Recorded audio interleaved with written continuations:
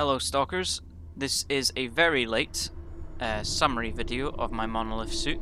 I was supposed to have done this at about 1,000 subscribers. I could make up any excuse, but I simply forgot and then I couldn't be fucked. So, gonna get it pumped out now. This will be very brief, never done something like this before, so you'll just have to put up with it and hopefully it contains somewhat useful information. So grab your bolts, grab your AK, and let's quickly go into this. Now my suit is based on the Monolith X18 suit from all three of the original games. However, luckily Stalker 2 also has kept the suits and all the other equipment roughly in line, so it should even be good for Stalker 2 cosplaying. However, they did add some finer details, which I can go over later. Throughout this, I'll post images of my own suit in cosplays I did or just general situations, as well as going over in-depth parts of the suit and any other further details I can think of. Starting off with the gas mask. Primarily, Monolith uses PBF gas masks, however heavily modified. Even in Shadow of Chernobyl, there's a supposed early green variant, and the glass pieces have a visor instead of two eyeballs. And also, Stalker PBFs have external small filters on the side of them, possibly 40mm, but that might even be smaller, like 20mm filters, if they even existed. My mask, however, has been heavily modified to represent something closer to the games instead of a bog standard PBF Soviet mask. For starters, the hamster cheek filters were removed, obviously due to possible concerns about their filter containment. Soviet filters are notorious for containing all sorts of crap inside them, from asbestos to chromium to God knows what else, which would last its shelf life and then corrode. So, not advised, keep any filters you get with any masks that might come from the Warsaw area. On one of the sides, I removed parts from a PMK mask, including the threads and a hose clip, basically, and installed that into the side of the PBF. This means that the PBF can now take hoses or a straight-on filter if needed, and the other side I literally just covered with masking tape and duct tape to give somewhat of an airtight seal. This is only for cosplay purposes. I wouldn't actually rely on this in a situation I needed to be airtight. The hose is a bog standard Soviet extension hose taken from a GP5 set, and the filters I use nowadays are modern, well, semi-modern Polish filters, FP5 filters. They're more safe than older stock filters, which could be dangerous. Other substitutes for the PBF could include the GP5, however this isn't seen throughout the games, but the GP5 works for any Stalker loadout really, it's just a common mask. In addition, I also own an airsoft replica version of the PBF, taken straight from the Stalker games.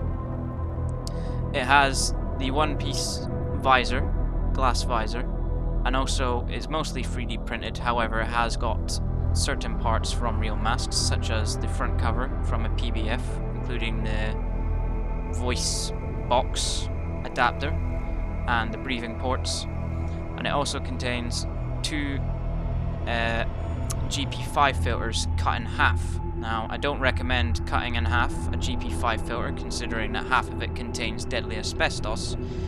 This was done by a company I bought this from, which is also now defunct. They were based in Russia, but haven't seen anything from them in a few years, so if you can find one of these masks, get your hands on it, because they're highly sought after in the Stalker community as seen. Moving on to the vest. I don't know anything about modern vests or any vests and histories and variants, but this one is pretty damn close to the one in game.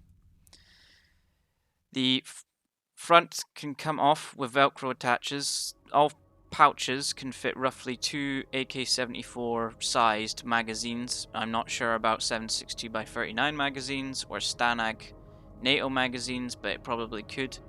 The chest pockets come out too. And for some reason, the manufacturer also decided that the vest can be opened up if you wanted to install real plates inside them. However, in my country I live in, I'd probably get chucked in jail for possibly considering even putting steel plates taken from a scrapyard inside the vest. But it is pretty cool, it can do so. The vest, as well as the suit and other parts, seems to be made out of 51% cotton and 49% polyester if you happen to want to make your own. I have no idea if that's of any useful information, but there you go.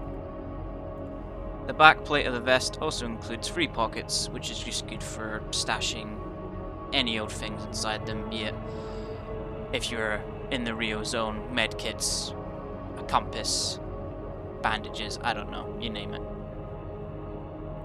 The vest also includes a belt, which is handy, and that wraps around the suit's holes, which I will move on to in a second.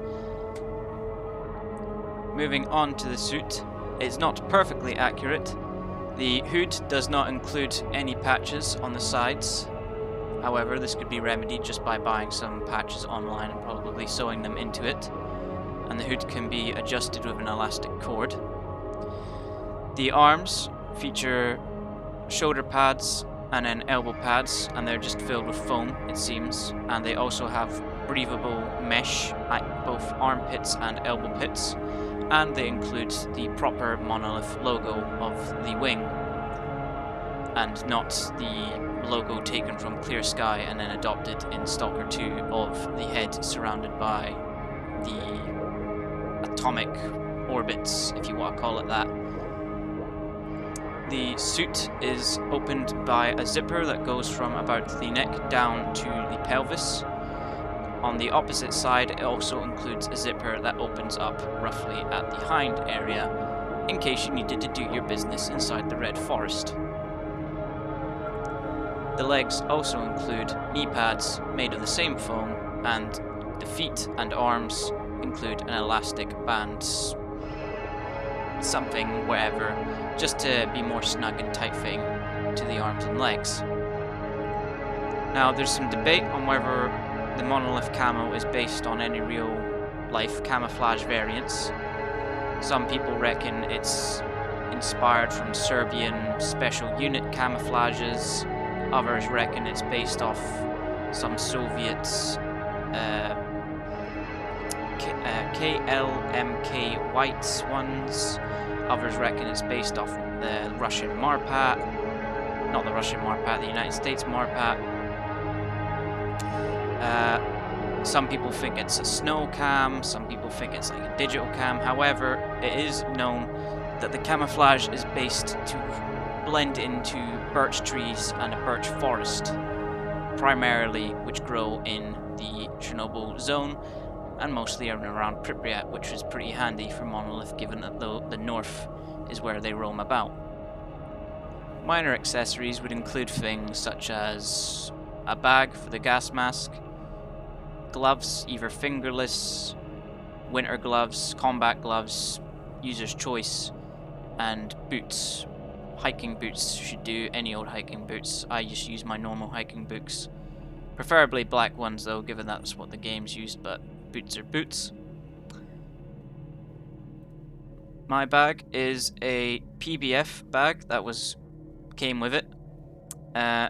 Cyrillic is GSHPO Voshod, and it's pretty good. It fits the part, and it's also handy for moving from a balaclava and just being able to take out the mask as is, and it also stores the filter in, connected to a hose pretty tight, so the hose and filter aren't dangling about, which is handy.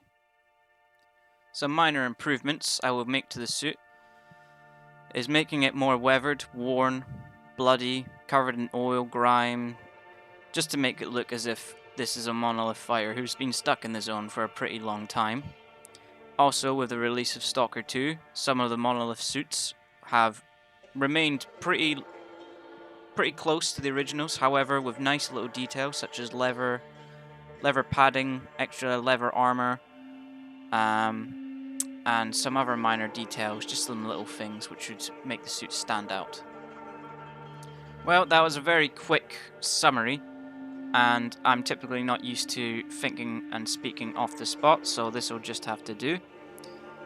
Hopefully this might help anyone who's trying to make their own suit, because as is, not a lot of people make stalker suits, and usually it's up to people on their own. I was very lucky to have bought this full set when I did, but it's just unfortunate that the person who does it now is no longer operational, which is a shame because they had some very, very good products, and it's a shame that they've gone. Well, I think that'll do for now, so praise Monolith and see you in the zone.